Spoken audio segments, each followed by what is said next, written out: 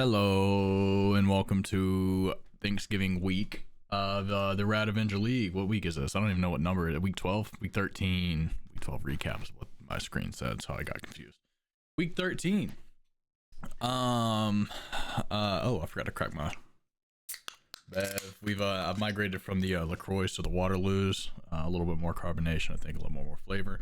And most of all, Costco started selling shitty flavor packs, so fuck them. All right, your standings going into week 13. A lot of playoff teams kind of locked in here. Obviously your top two in Andrew and Dawson, both at 8 and 4. Andrew pulling out the tiebreaker there and your number one overall seed as of today. Dawson is in the number 2 spot. I have moved up to the 3 spot as the leader of the pack of the 7 and 5s, followed by John and Clay.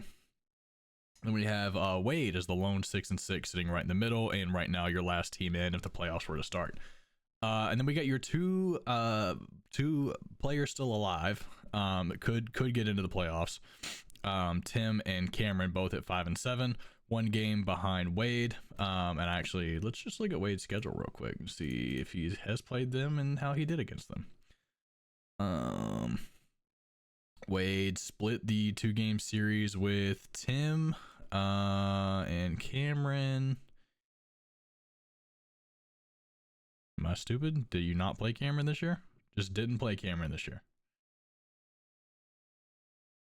No game against Cameron. Interesting. Am I I'm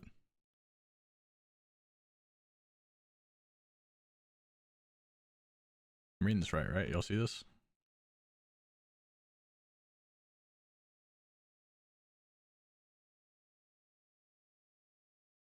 Interesting.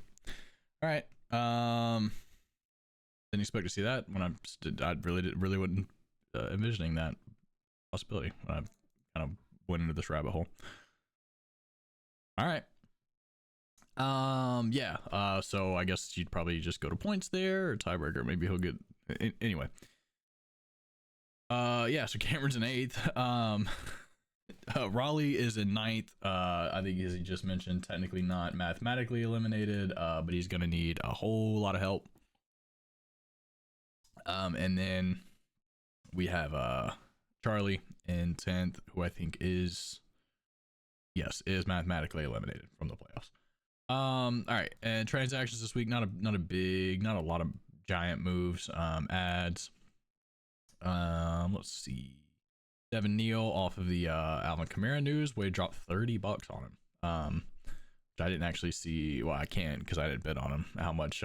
What he was going for. Timmy went ahead and picked up Terry McLaurin back for free. I picked up the Patriots defense. Wade picked up Britton Strange, who's coming back. Tim picked up Jaden Higgins, just chasing wide receiver 2s, which aren't we all? I went ahead and picked up Keaton Mitchell just as a handcuff for the playoffs.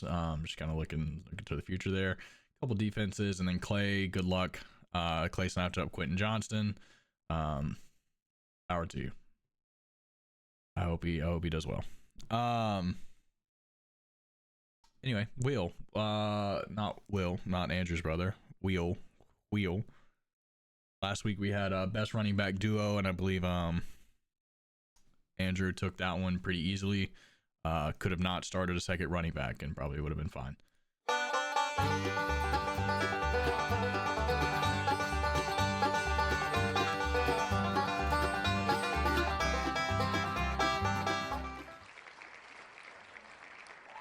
Happy Thanksgiving, everybody. It's highest scoring kicker, which means that next week is our final week of the regular season is the best overperformer, which, if you remember, is the person that scores now the most over his projections. And what could be fun in a week that fuck it, let's just go and spin for next week.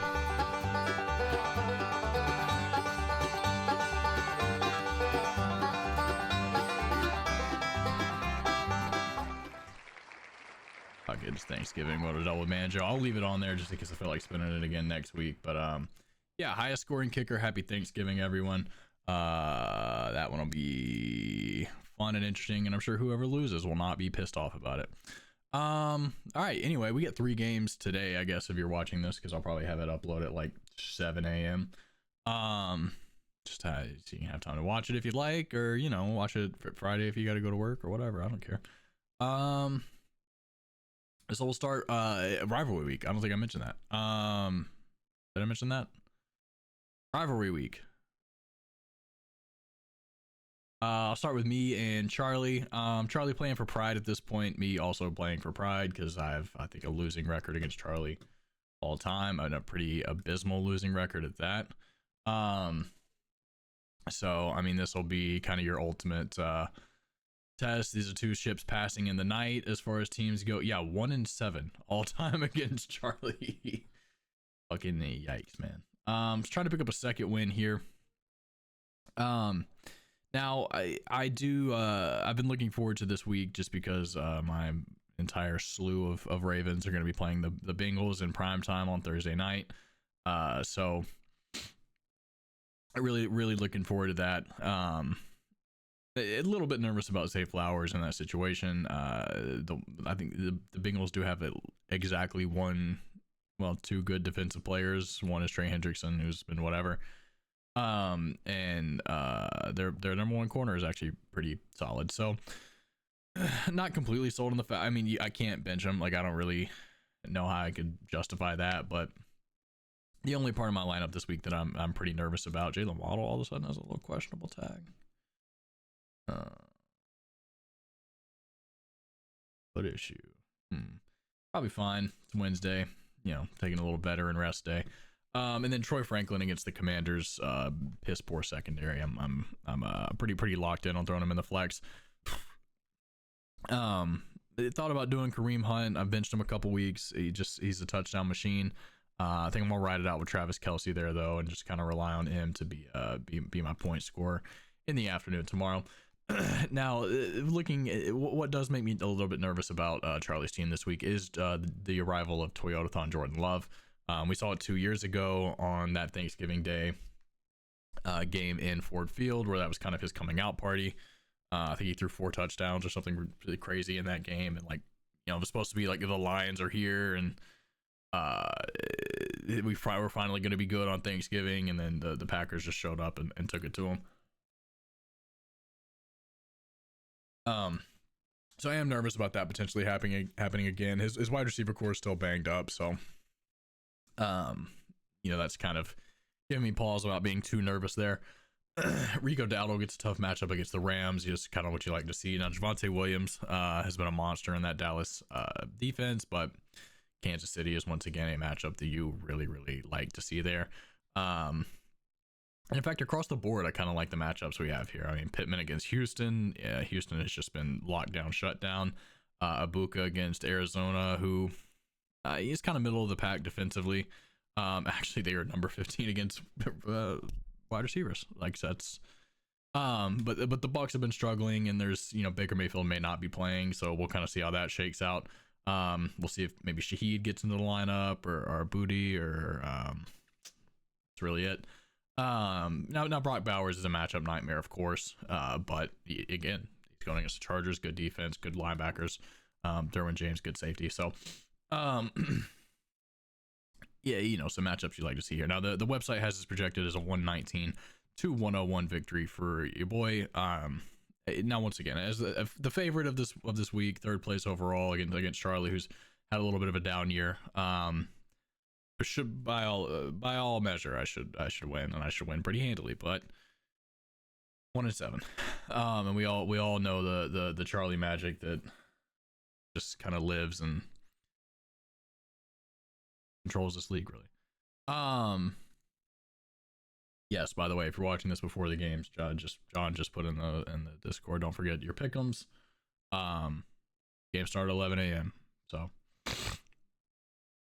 sorry, it just dropped to like 30 degrees here, and we're supposed to get fucking snow on Saturday, so my sinuses are all fucked up, so you're just gonna have to deal with it. Now next we have the game, and I maybe should have started with this. In fact, fuck it, I'm gonna save it for last. Clay and Raleigh, that's our next classic rivalry. going all the way back to 2019.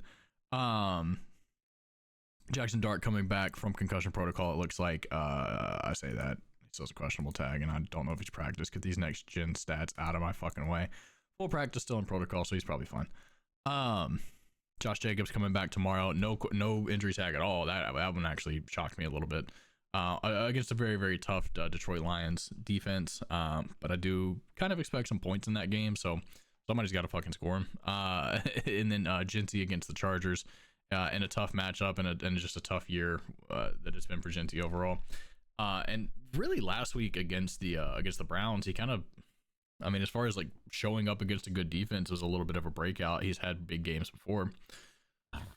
But I was kind of impressed with what we saw out of him, especially catching the ball.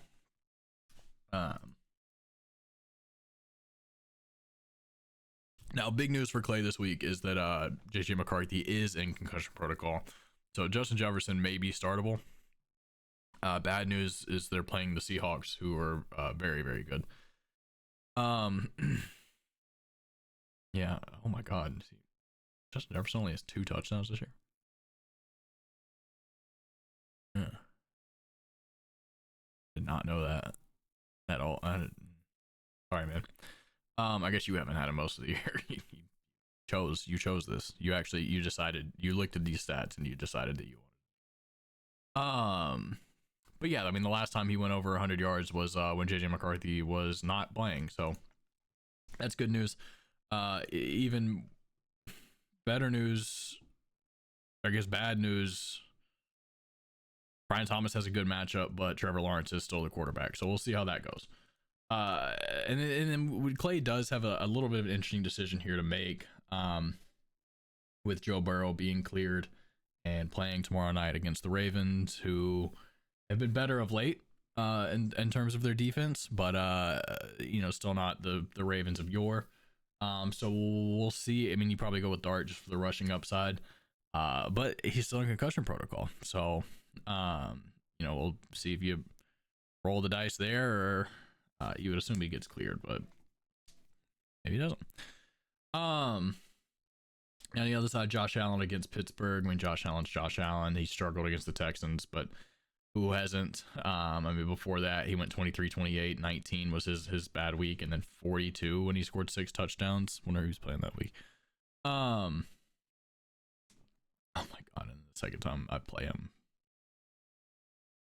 I know I went on my rant about Raleigh getting Josh Allen earlier, but the games that I played him in, I mean, he played Kansas City, who's good, but he always shows up against Kansas City. 28. He played Tampa Bay and put up 42. Now this week, I think he probably has a pretty big week against Pittsburgh. They're not good on defense. And then next week he plays the Bengals when I play him again. Anyway, I'm not mad though. I'm not mad about it. I'm actually really chill.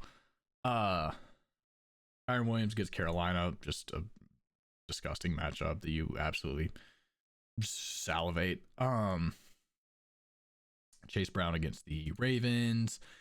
That is something I would be really interested to see, is how much Joe Burrow impacts Chase Brown. We obviously saw he kind of had a little bit of a resurgence once Joe Flacco got in the lineup, and we'll see if he takes kind of another step now that Joe Burrow's in. Not that he was doing anything crazy with Joe Burrow in there the first couple weeks, but the Bengals were never prepared for the first 3 weeks of the season, and somehow Zach Taylor still has a job despite that. JSN is a monster. I don't care that he's playing the Vikings. He's probably going to be wide receiver 1, and I'll probably pick him for the dream team. I think I'm learning my lesson, is that you just pick Jackson Smith and Jigba, Jahmyr Gibbs, Jonathan Taylor, and Christian McCaffrey. You're probably going to get 75% of those right. So just take your lesson there. And then let's see, we got Jameson Williams in the starting lineup. Interesting. Now, since Dan Campbell has taken over as a play caller, looks like he's gone 14 points, 20 points, 17 points, scored a touchdown in all 3 games. And honestly, he's had the yardage to back it up. It's not even really these big explosive plays that you kind of come to know him for in the boom or bust scenarios. But so I hesitate to call it a risk. It's not really a risk. You've seen consistent production, but it's always scary kind of getting that kind of player in the lineup for the first time. didn't realize you were the one hoarding Jaden Reed, man. I just kind of did a search a week or two ago just to see if he was available, to see if he got dropped. I didn't know it was you that was just hanging on to him. Yeah, so the website has it projected as 115 to 103.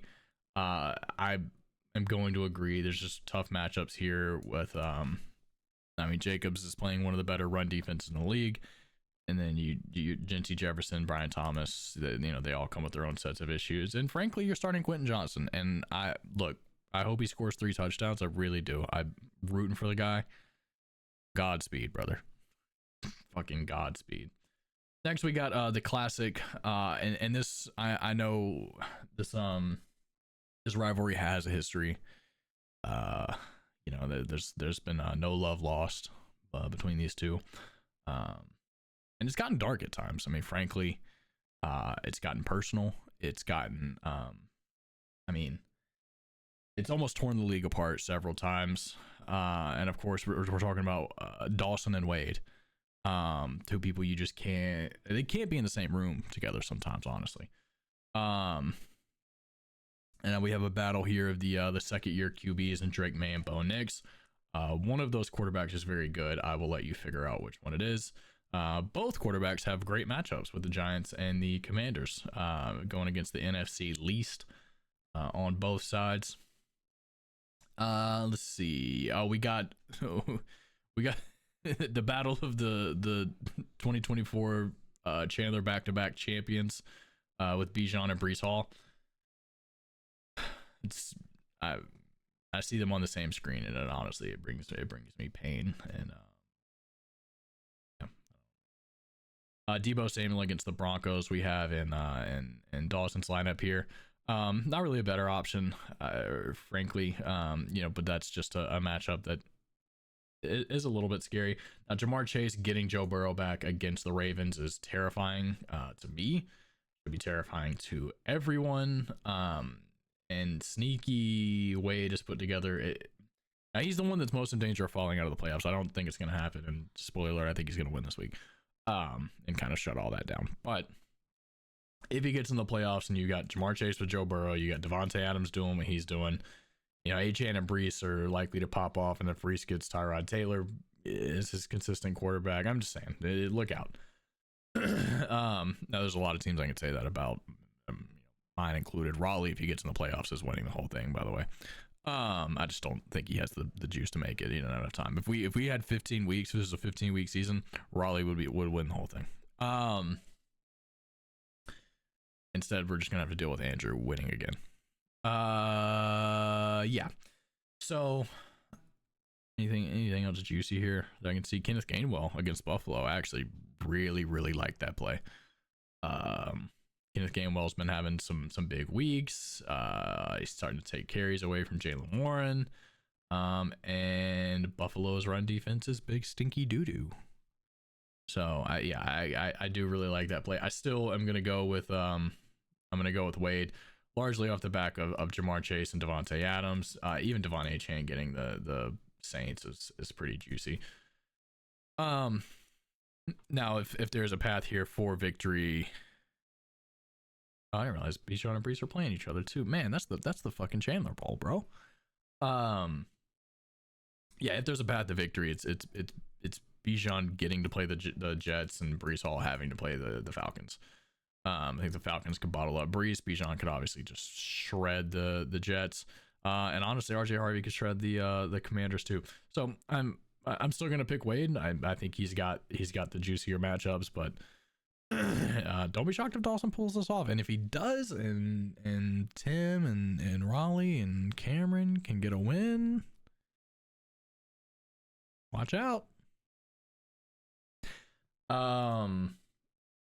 Speaking of Cameron, he's playing John. And he's playing, but you got Patrick Mahomes and Dak Prescott. This is so fun, man. Y'all just got the same positions playing each other. This is cool, dude. This is sick. More people should do this. Yeah, anyway, obviously Patrick Mahomes has the huge advantage in that matchup, getting to play the Cowboys defense. He also has Travis Etienne playing the Titans, who, I don't know if you know this, they're big stinky shit. Bucky Irving's finally back playing the Cardinals, who, well, their defense overall is pretty good. They are allowing the 24th most points to, sorry, the I guess 8th most points to running back. So you know they're able to be run on a little bit. Now Nico Collins, I actually don't know, is CJ Stroud playing this week? I think he's still in concussion protocol last I saw. So you have Davis Mills, which I think is a positive. You know, I think he's gonna get sauced all over with the Colts. I actually don't even know if Sauce is. Sauce hurt? Did Sauce get hurt? Did I make that up? But it's not like it. I mean, the Colts have come crashing back down to earth a little bit. Obviously, Jonathan Taylor is still like just extremely dangerous, but the defense has had some weaknesses, and the offense just hasn't kind of kept up with where they were at the beginning of the year. George Pickens is the fucking man. And against CeeDee Lamb, oh, this is so fun. Oh, this is gonna be a sick afternoon for you guys. You guys should hang out. You guys should get a beer or something, non-alcoholic beer. This is gonna be so dope. Mahomes, Prescott, CeeDee Lamb, George Pickens. Hell yeah, dude. Hell yeah. Jaylen Warren also against Buffalo. Kind of everything I said about Kenneth Gainwell applies to Jaylen Warren, except Jaylen Warren is not stealing touches from Kenneth Gainwell. I do think there's enough in that offense to eat for both of them to eat. They'll probably both get a touchdown. Especially against Buffalo, is big stinky doo-doo. Now David Montgomery against the Packers is gross. You don't like, that's not what you like to see. You do kind of like to see Kenneth Walker against the Vikings. While the Vikings secondary is really good, and they kind of keep everything in front of them. They're able to be run on a little bit. Diggs against the Giants. Mark Andrews against the. I think I'm obviously very addicted to Ravens, but like, it's so hard not to pull Mark Andrews every time he ends up on waivers, man. And I do like him this week. I like him this week a lot. Yeah. So I mean, the website here has it projected as a 114-96 victory for John, and I will pick John to win. The Mahomes, ETN, Bucky Irving matchups are just it's a nightmare situation. Now, once again, your path to victory here for Cameron is that the Cowboys absolutely go off, and it's mostly CeeDee Lamb. Yeah, obviously you're taking catches away from George Pickens there, but I just don't.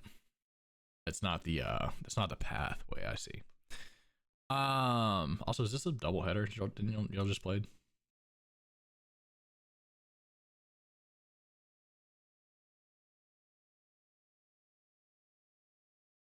Oh no, it was 2 weeks ago. Okay. I just remembered y'all kind of having this CeeDee Lamb George Pickens thing going on. Anyway.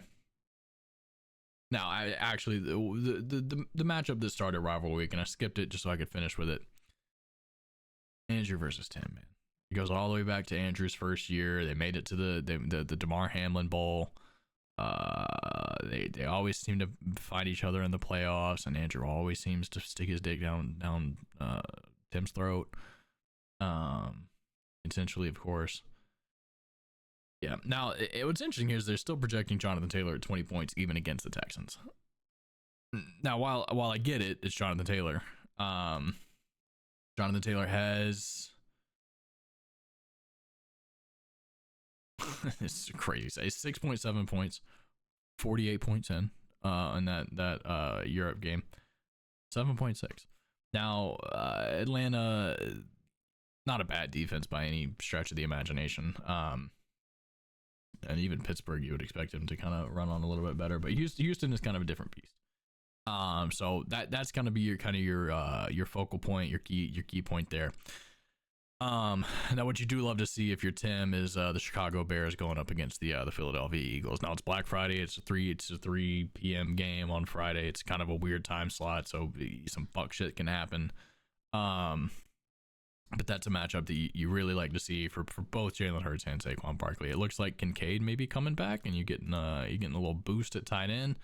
Didn't practice Wednesday, but if he does go, I mean, Pittsburgh is the one of the sexiest matchups you can find. And speaking of Pittsburgh, I mean, James Cook. Yeah. I guess Pittsburgh run defense is pretty good, better than I thought. They're number 6. So I'm sorry, sorry for the slander there, Jonathan Taylor. I think Houston's good. I'm not saying they're going to keep him under in single digits again. I think that's an absurd thing to predict. But you know, if you were trying to keep him under 25, I mean that's the defense you want to see. And speaking of a defense you want to see to keep a guy on earth, Jahmyr Gibbs, coming off of how many 40-point games is fucking Andrew had this year? I guess even 30-point games. I mean, you've got 3 from Jahmyr Gibbs alone. I'm sure Jonathan Taylor 1, 2, 3, 4, 5, and 1 where he was really close. So it's 8. I'm gonna go ahead and guess Puka has 1. Puka hit 29.5. I bet Caleb Williams has 37. So 9 40-point games just from those 3 players, really 8 between Jonathan Taylor and Jahmyr Gibbs. What a piece of shit, dude. What a fucking piece of shit. What a piece of actual garbage. Fuck him. Puka gets Carolina. Rashee Rice gets the Dallas Dookie secondary. Now Rashee Rice is going to be the scariest person here that's not named Jahmyr Gibbs or Jonathan Taylor. And yeah, Tim, I'm sorry. I'm gonna go ahead and project him to win. I've told you what the key points are. If you can get Green Bay to bottle up Jahmyr Gibbs, which tough ask. If you can get Houston to keep Jonathan Taylor in check, also a tough ask. You've got your path, and then you just need the Eagles to show up offensively. Tough ask. A lot of tough ask, but there is a path there. Anyway. Happy Thanksgiving, everybody. Don't forget to get your picks in. I'll just finish the hype videos. Now they will be listed. I think I could share a private video from a YouTube channel, but they all have copyrighted music, so I can't like post them or they'll get muted. If that doesn't work, then I will figure out another way to get them all to you. But I just finished this up this afternoon. I've been working on them for months and definitely didn't forget and do them tonight. Love y'all. Happy Thanksgiving. Thankful for you all. Happy late birthday, Tim.